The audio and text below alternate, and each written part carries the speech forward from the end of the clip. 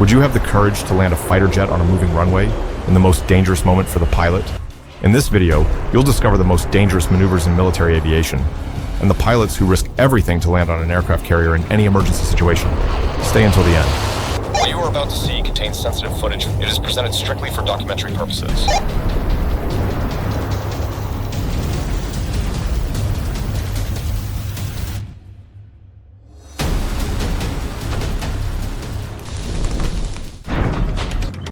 Landing on an aircraft carrier is one of the most dangerous maneuvers in military aviation, especially when something goes wrong. A landmark case is that of Captain George Duncan, a U.S. Navy pilot testing the carrier-based F-9F-5 Panther, one of the pioneering aircraft of the jet naval era. During approach, the aircraft struck the edge of the flight deck and broke in half. Despite the impact, the pilot survived thanks to the swift action of the deck crew. Today, in modern naval operations, pilots apply full throttle when touching down. If the tailhook properly catches one of the arresting cables, the aircraft stops within a few meters.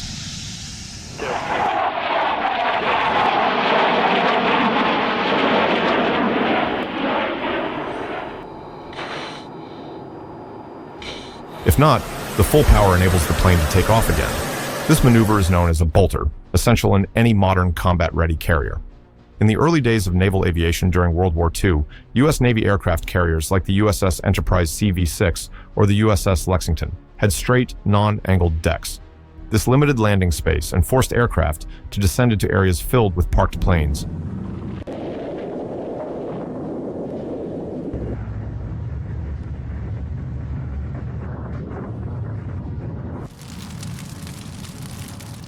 To mitigate risks, emergency barriers and later barricade nets, structures resembling giant tennis nets, were installed. These are only deployed in critical cases such as landing gear or tailhook failures. The aircraft's impact is absorbed by a hydraulic braking system beneath the deck, preventing more severe accidents. These temporary solutions gave rise to the modern emergency recovery technologies used on today's ships. Although rarely used today, all U.S. Navy aircraft carriers of the Nimitz and Ford classes, such as the USS Gerald R. Ford, CVN-78, and the USS Ronald Reagan, CVN-76, still maintain this safety system.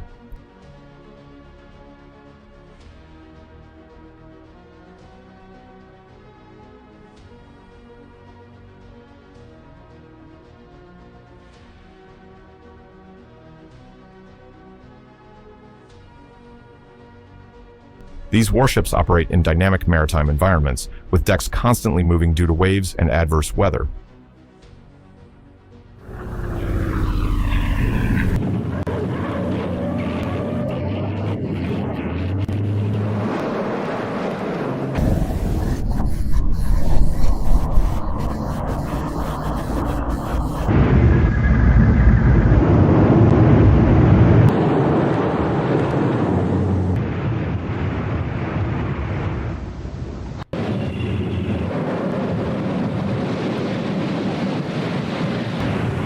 As a result, naval pilots, flying aircraft like the FA-18 Super Hornet, the EA-18G Growler, and even the versatile F-16 Fighting Falcon during joint exercises, are highly trained and regarded as part of the elite in carrier-based combat aviation.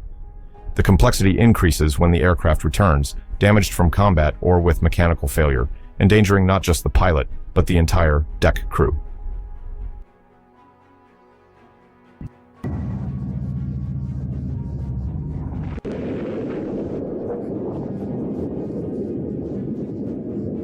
In critical situations, such as a plane landing in flames, every second counts. The crew must act swiftly to extract the pilot before an explosion occurs. There is even a saying among aviators, any landing you can walk away from is a good landing.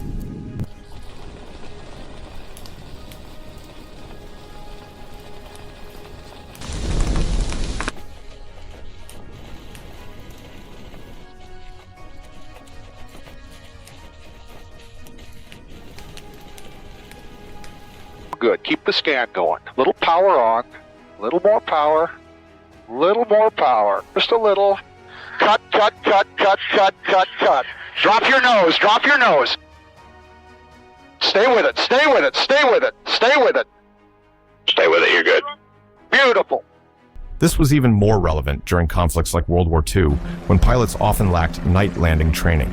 There are records of pilots attempting to land on the wrong ships, One nearly touched down on a destroyer during a night operation in 1944. Such incidents highlight the importance of technologies like naval ILS, instrument landing system, and precise training in embarked environments. When landing is not possible, pilots often need to ditch the aircraft at sea near the ship. In such cases, the empty fuel tanks help the plane float long enough for the pilot to escape safely.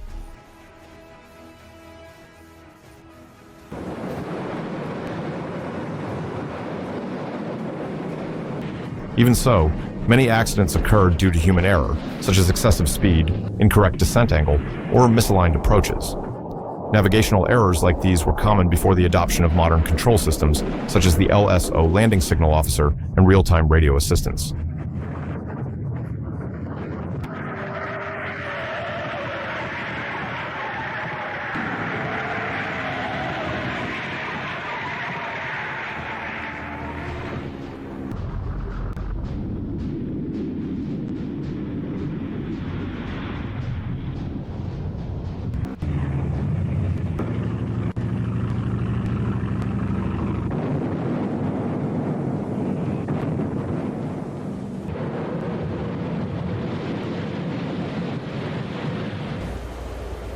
Over the years, naval fighters have become heavier, faster, and more advanced.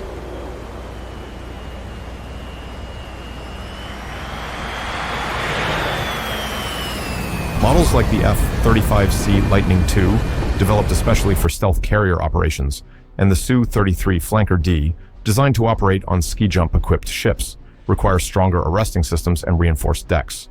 And even with all the technology, the failure of a single cable can pose a huge risk. When an arresting cable breaks, the pilot must react within fractions of a second and execute a go-around at full power while the crew prepares the backup system and initiates emergency protocols.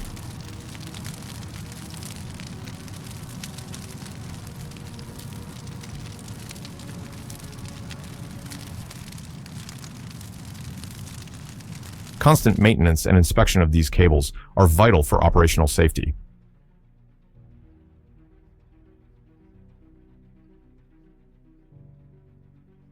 A modern case illustrating this well involves the Sukhoi Su-33 naval fighter, operated by the Russian Navy aboard the aircraft carrier Admiral Kuznetsov. During a landing procedure, upon identifying a failure in the arresting cables, the pilot executed an immediate bolter, even without catapults, since the Kuznetsov uses a ski jump ramp typical of Russian and Chinese ships.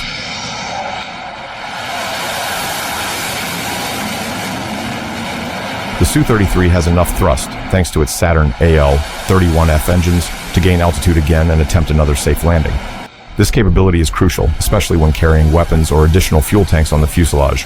If the backup arresting system also fails, ejection may be the only option. K-36DM ejection seats, used in the Su-33, MiG-29K, and other Russian fighters, as well as Martin Baker seats in NATO aircraft, ensure safe ejection, automatically deploying parachutes and survival kits. In some cases, rescue helicopters like the HH-60 Seahawk or side-mounted safety nets on the flight deck are used to retrieve pilots before the aircraft sinks or explodes.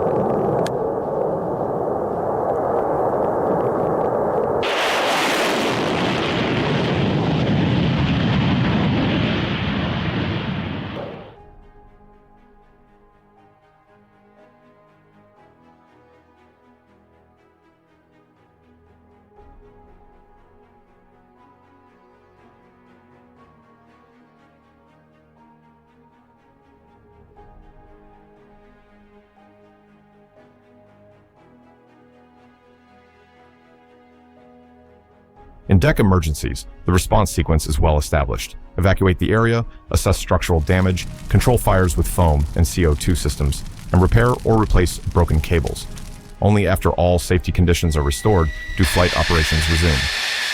In this scenario, every member of the team, from the pilot to the mechanic, from the traffic controller to the deck sailor, is essential to maintaining the Naval Task Force's readiness.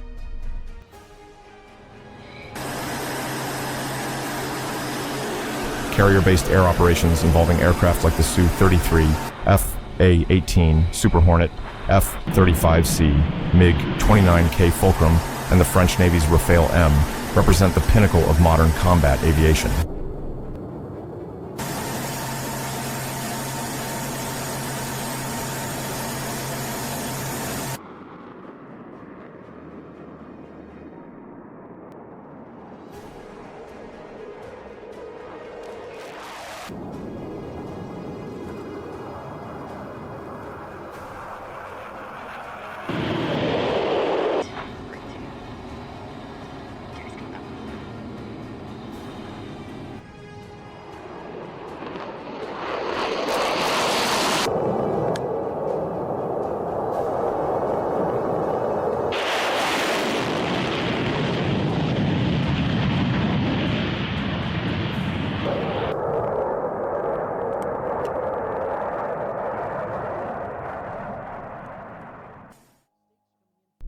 Mastering the art of landing on a moving runway at sea, surrounded by war equipment and unpredictable weather, is a feat that unites cutting-edge engineering, operational discipline, elite training, and above all, unmatched courage.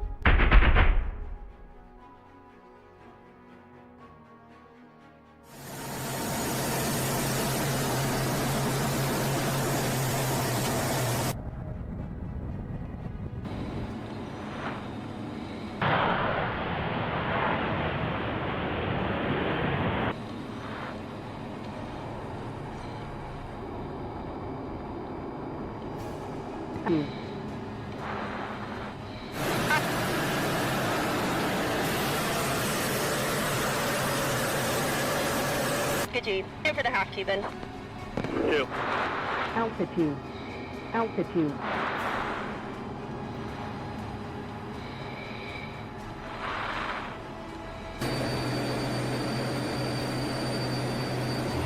Trim here.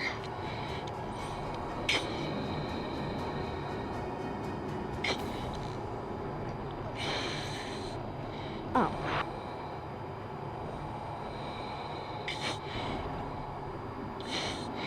High speed. 2.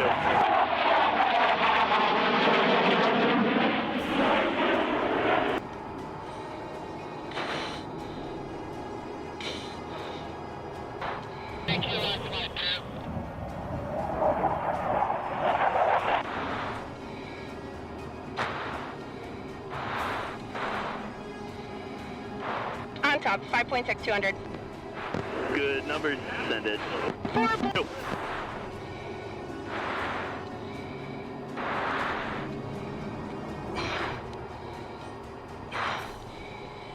Pull up. Pull up. Altitude.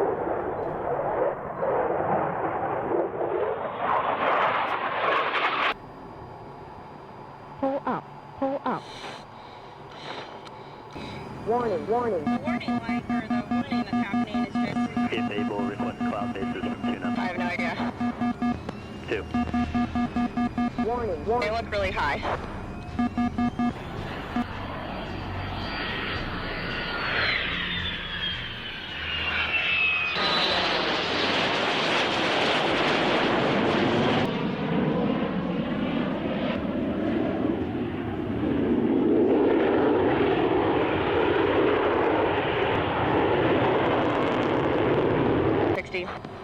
Good numbers. Send it. Warning. Knife edge. Pull up. Pull up.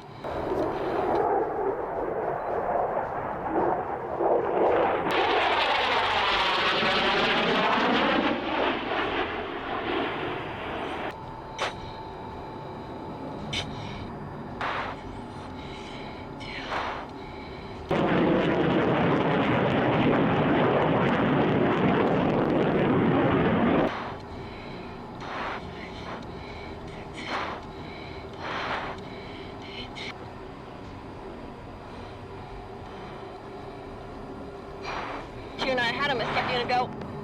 Tally, just behind the show center.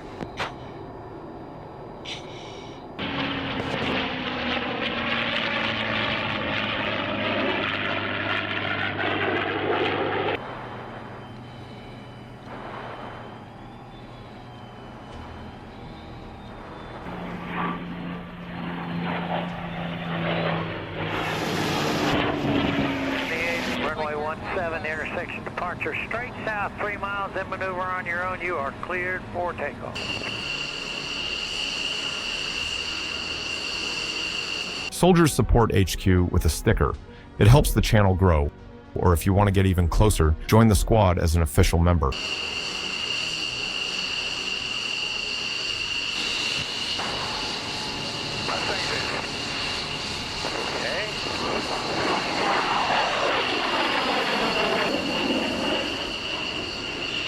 Altitude. She's clear on the north end, Tuna, and are you gonna do 2 zoomies and go home, or are you gonna recover here?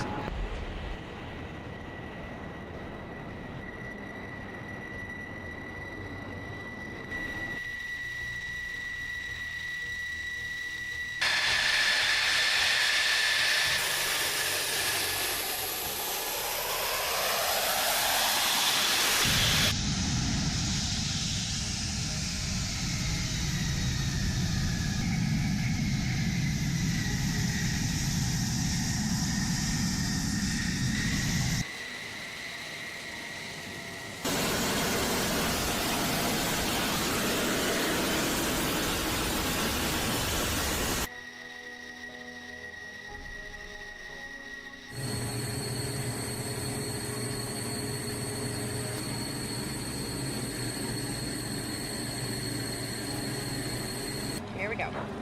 Run it up. 2. Rolling.